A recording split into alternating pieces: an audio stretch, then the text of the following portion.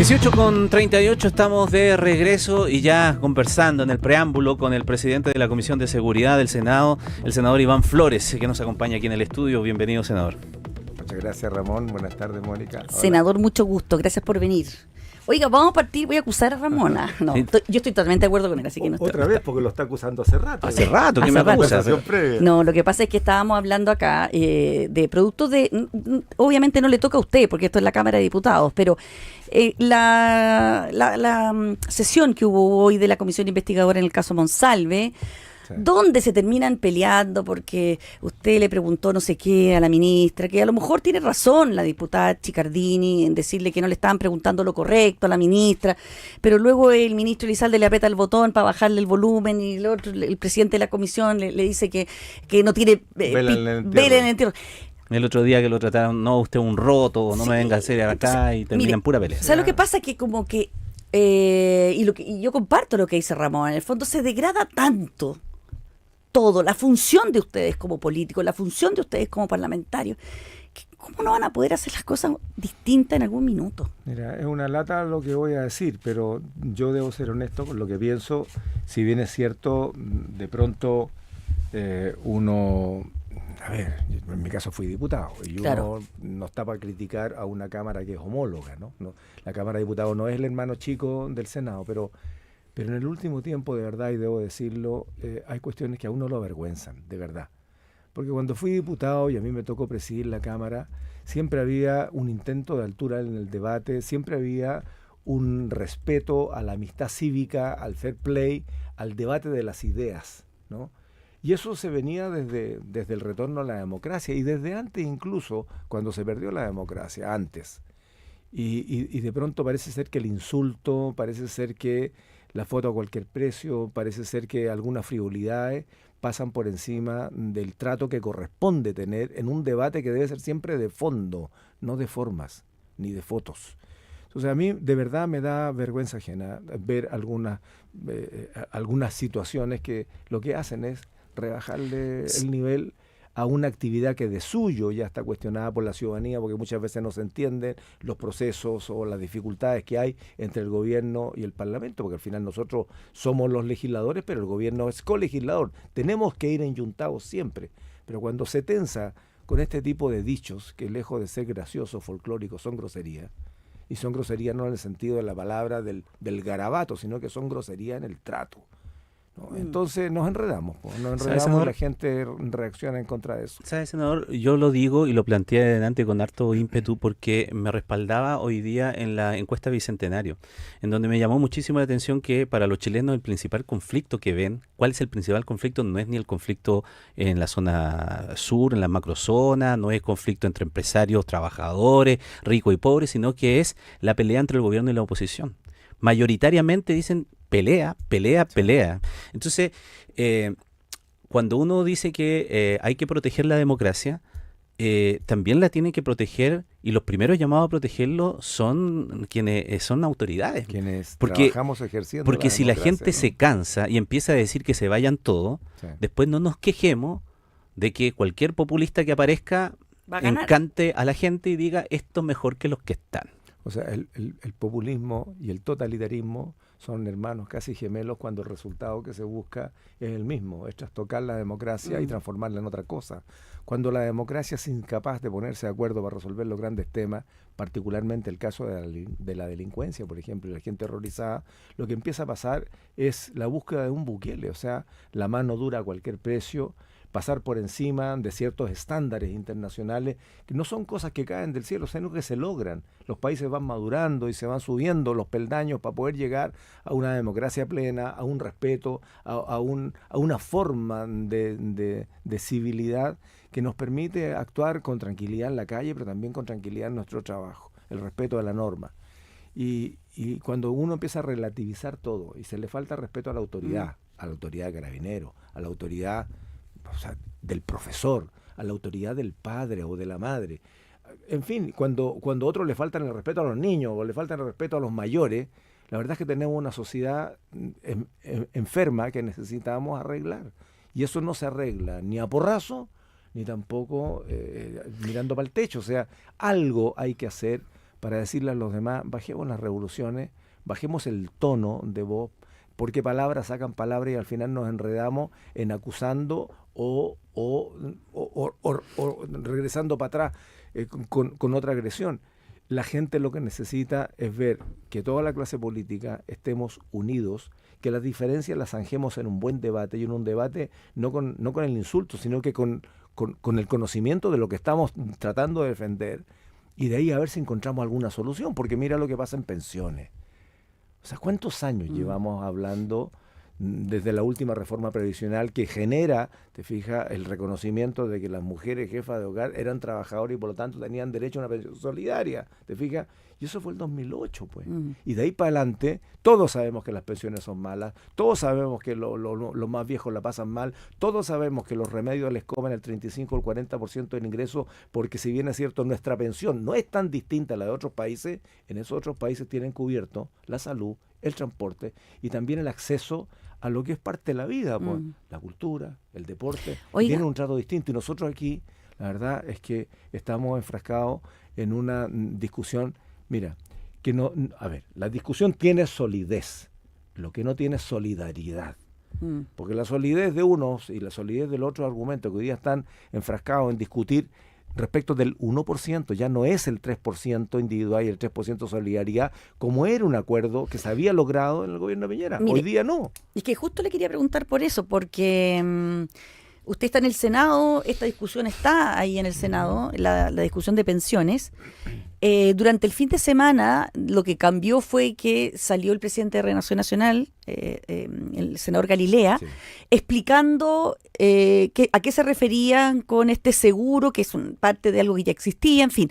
Eso de alguna manera sentí yo que intentaba permitir que este supuesto acuerdo que estábamos al borde de se vaya a concretar o no.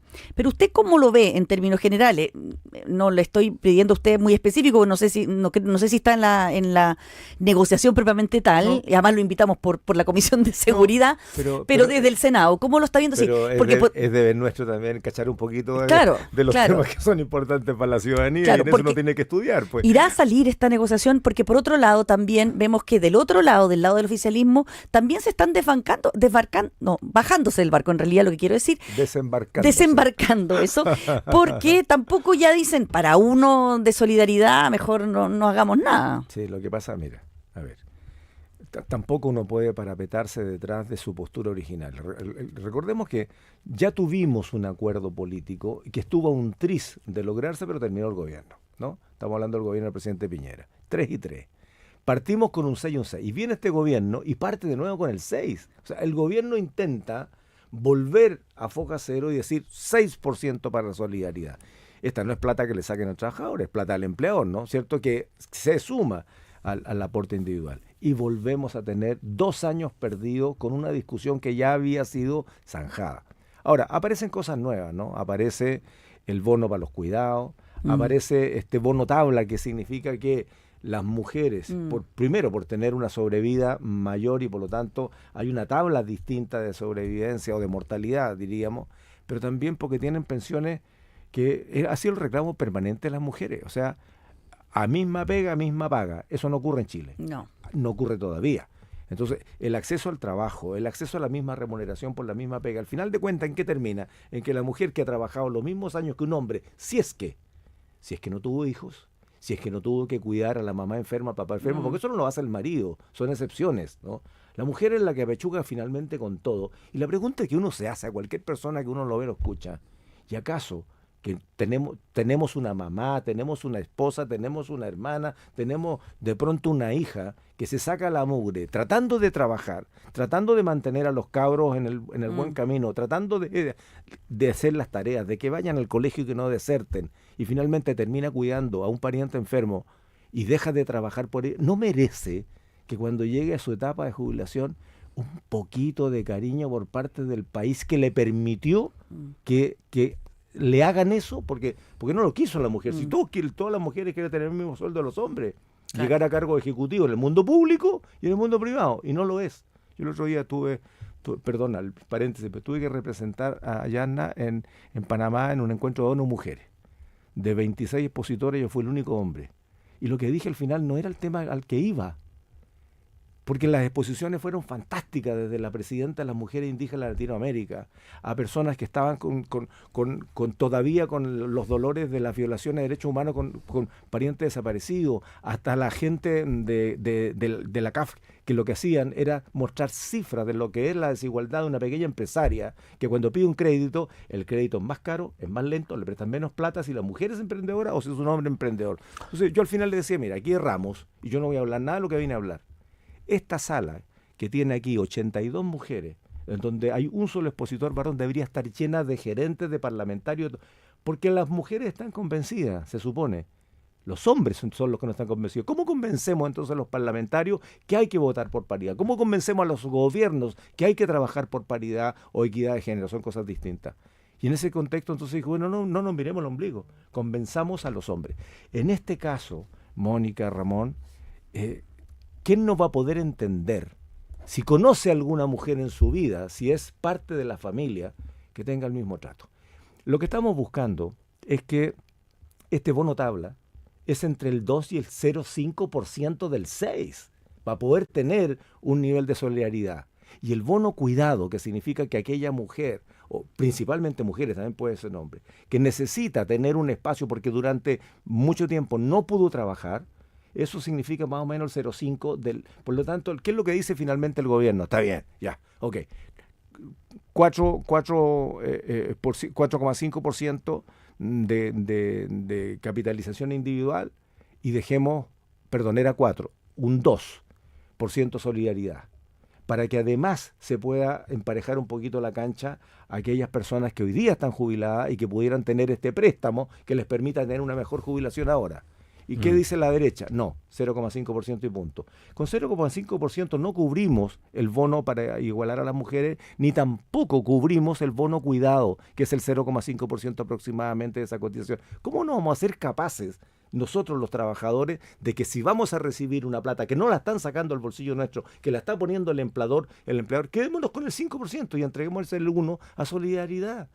O sea, a mí me cuesta, de verdad, me cuesta entender esta postura de la derecha, que si bien es cierto, se está abriendo una solidaridad, es simbólica, 0,5% no cubre nada, ¿no? Senador, es muy interesante y oportuno, además, tener una reflexión de un senador de la República que está viendo allí, no involucrado justamente en la discusión específica, pero sí que va a ser incidente también luego cuando esto se pueda pasar allá.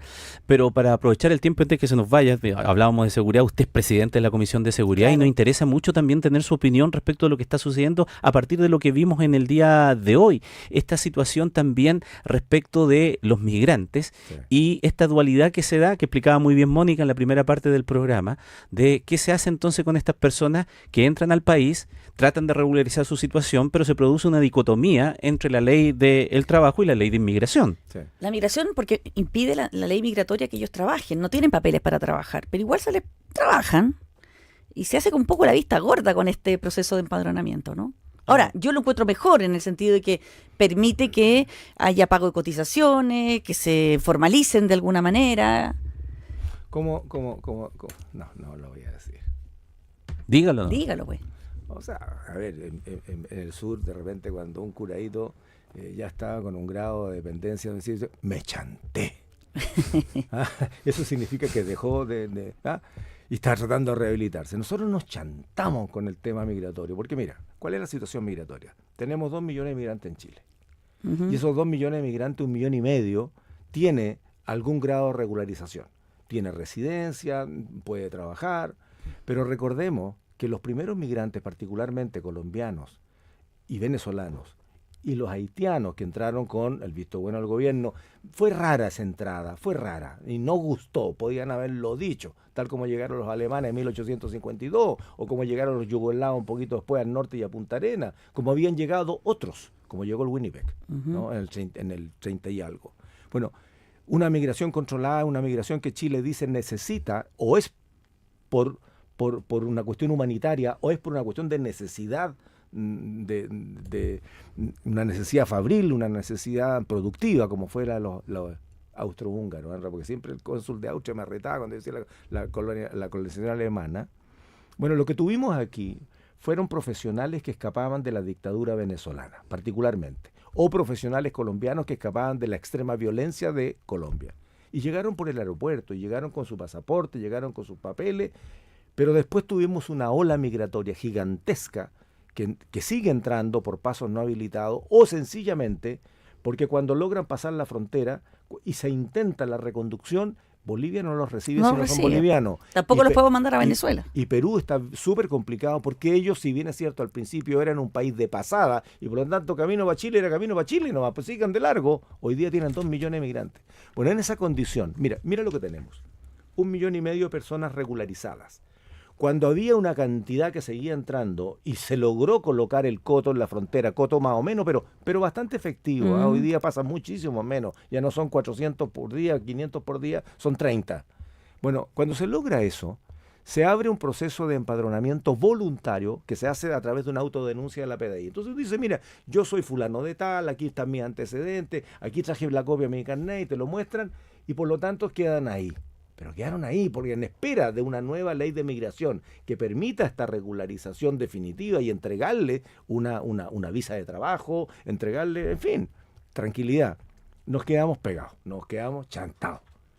Pero ¿cuál es el problema mayor? No son yo lo he dicho públicamente, ¿cuál es el escándalo que 186,000 personas que voluntariamente fueron a la PDI, se autodenunciaron y dicen, señor, yo me quiero quedar? Y quiero trabajar. Pero entré de manera irregular por un paso porque no tenía ninguna otra alternativa, no tenía un peso para el avión. Llegué caminando y él quiere trabajar. Primero lo abusan cuando le pagan menos, la abusan porque no tiene leyes laborales, la abusan porque finalmente está en una situación irregular, ¿no? Y por otro lado, tampoco aportan al sistema. Y por lo tanto usan el sistema, lo sobrecalientan, el sistema de salud, el sistema educacional, porque ellos pudiendo hacerlo no cotizan. Dejemos eso ahí, 183,000 o 186,000. ¿Sabe dónde está el problema desde el punto de vista de mi pega en seguridad? Están los fantasmas, que nadie sabe cuántos son. De acuerdo a las conversaciones que yo he tenido con Luis Eduardo Talla, el director de Migraciones, pueden ser entre 100 y 150,000. Según otros, y esto es todo por la vía de la suposición, pueden ser entre 200,000 y 300,000 o más, que fueron estas personas que entraron con la ola migratoria, que no hicieron ningún papel para regularizarse, que no se empadronaron tampoco voluntariamente, y esos, cuando hay una redada, ¿no? Y aparecen, me acuerdo bien, en una comuna donde hubo un asesinato.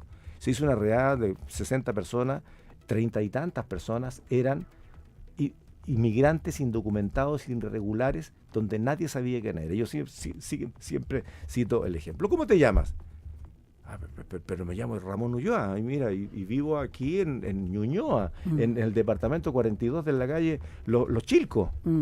Y nada. ¿Y qué van a hacer? Lo van a soltar y decirle, mira, preséntese a firmar pasado mañana. Nunca más lo vieron. Por eso viene el criterio de Valencia. El criterio de Valencia dice, extranjero indocumentado cometiendo delito, prisión preventiva. Y tenemos el 40% de las cárceles hoy día que están por primera vez en la historia de la República saturadas al nivel de saturación que hoy día lo tenemos. Recordemos que en el gobierno del presidente Piñera II, en plena pandemia, habían alrededor de 9,000, 10,000 presos más que los cupos, y hoy día tenemos 16,000. Entonces tú dices ya, los 182,000 o 183,000... Entréguele los papeles, ellos quieren quedarse. Da lo mismo, trabajando. para usted, no le ve mayor problema. Pero al revés, Mónica, Uruguay y Chile hoy día tienen la tasa de natalidad más baja y la de fecundidad más baja en Latinoamérica. O sea, estamos parecido a Japón.